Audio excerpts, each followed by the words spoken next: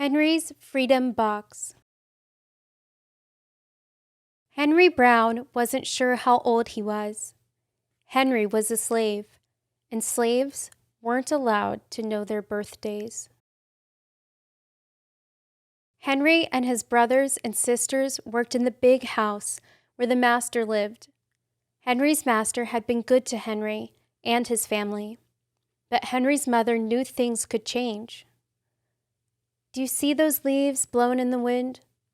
They are torn from the trees, like slave children are torn from their families.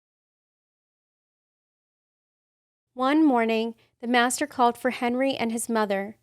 They climbed the wide staircase. The master lay in bed with only his head above the quilt. He was very ill. He beckoned them to come closer. Some slaves were freed by their owners. Henry's heart beat fast. Maybe the master would set him free. But the master said, "You are a good worker, Henry.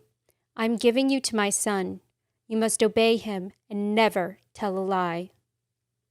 Henry nodded, but he didn't say thank you. That would have been a lie. Later that day, Henry watched a bird soar high above the trees. Free bird, happy bird, Henry thought. He said goodbye to his family. He looked across the field. The leaves swirled in the wind. Henry worked in his new master's factory. He was good at his job. "Do not tear that tobacco leaf," the boss yelled at the new boy. He poked the boy with a stick. If you made a mistake, the boss would beat you. Henry was lonely.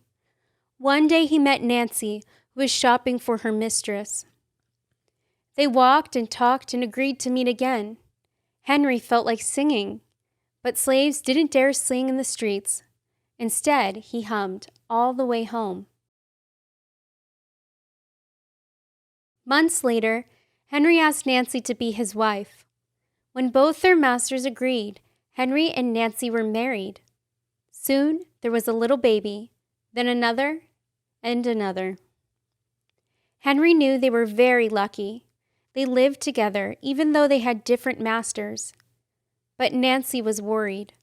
Her master had lost a great deal of money. "I'm afraid he will sell our children," she said. Henry sat very still. Henry worked hard all morning. He tried to forget what Nancy had said. His friend James came into the factory. He whispered to Henry, "Your wife and children were just sold at the slave market." "No!" cried Henry. Henry couldn't move. He couldn't think. He couldn't work. "Twist that tobacco," the boss poked Henry. Henry twisted the tobacco leaves. His heart twisted in his chest. At lunchtime, Henry rushed to the center of town. A large group of slaves was tied together. The owner shouted at them. Henry looked for his family. "Father! Father!" Henry watched his children disappear down the road. Where was Nancy? He saw her the same moment she saw him. When he wiped away his tears, Nancy too was gone. Henry no longer sang. He couldn't hum. He went to work, and at night he ate supper and went to bed. Henry tried to think of happy times, but all he could see were the carts carrying away everyone he loved. Henry knew he would never see his family again. Many weeks passed. One morning, Henry heard singing. A little bird flew out of a tree and into the open sky, and Henry thought about being free. But how? As he lifted a crate, he knew the answer. He asked James and Dr. Smith to help him. Dr. Smith was a white man who thought slavery was wrong. They met early the next day at an empty warehouse. Henry arrived with a box. "I will mail myself to a place where there are no slaves." James stared at the box, then at Henry. "What if you cough and someone hears you?" "I will cover my mouth and hope," Henry said.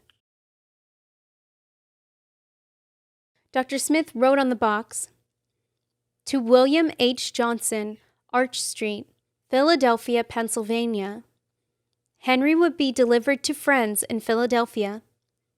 Then he printed on the crate in big letters, "This side up, with care."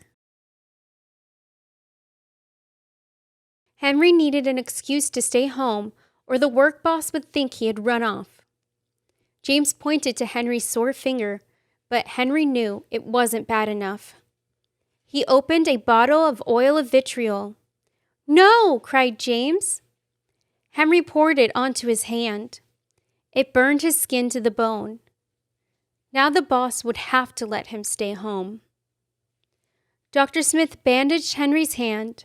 They arranged to meet the next morning at 4 o'clock. The sun was not yet up when Henry climbed into the box. "Ready," he said. James nailed down the lid. Dr. Smith and James drove to the station. The railway clerk tipped the box over and nailed a paper to the bottom. Dr. Smith begged the clerks to be careful, but they didn't listen. They threw the box into the baggage car. Hours passed.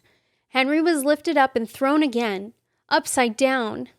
He heard waves splashing. This must be the steamboat headed for Washington, D.C. The ship rode smoothly, but Henry was still upside down. Blood rushed to his head. His face got hot. His eyes ached. He thought his head would burst. But he was afraid to move. Someone might hear him. "I'm tired of standing," someone said.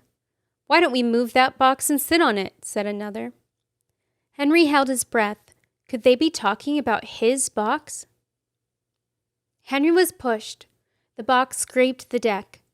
Now he was on his right side. Now on his left. And suddenly, right side up.